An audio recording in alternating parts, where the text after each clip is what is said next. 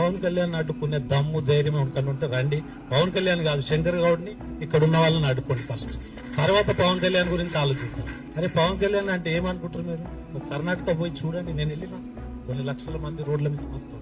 యువత ఆయన వైపు చూస్తుంది, ఈరోజు యావత్తు భారతదేశం ఆయన వైపు చూస్తుంది, కొత్త తరం రాజకీయం చేస్తుంది. అటువంటి వ్యక్తి గురించి మీరు మాట్లాడుతున్నా. మీ వెనక తిరిగి చూస్తే 1+1 ఒక మనిషి ఉంటాడు. అర్థం చేసుకోవాలి మీరు ఎవరి గురించి మాట్లాడుతున్నారు. ఈరోజు ఒక వ్యక్తి గురించి హెల్త్ ఇష్యూ ఉంటే దేశ ప్రధాని ఆయన ఇంటికి రావడం జరిగింది. పవన్ కళ్యాణ్ అనే వ్యక్తి అంత బలం ఉంటేనే కదా ఆయన ఇంటికి రావడం జరుగుతుంది. అంటే వీళ్ళకి భయం అవుతుంది. 100% జనసేన ఇక్కడ పోటీ చేస్తుంది, రాజకీయాలు మారుస్తున్నాయి, మేము ప్రభుత్వంలో ఉండబోతున్నాం, అది తెలుసు వాళ్ళకు. ఈ రకంగా ఆయన మీద ప్రొపగండా చేయడం స్టార్ట్ చేశారు. తెలంగాణకు వ్యతిరేకిస్తాడు. పర్సనల్ లైఫ్ మీద ఎవరైనా పోవచ్చా? పర్సనల్ లైఫ్ వేరు, రాజకీయంగా వచ్చింది వేరు. రాజకీయంగా మీరు ఎదుర్కోండి ఆయనని. ఏదన్నా ఉంటే ఒక అంశం మీద మాట్లాడండి.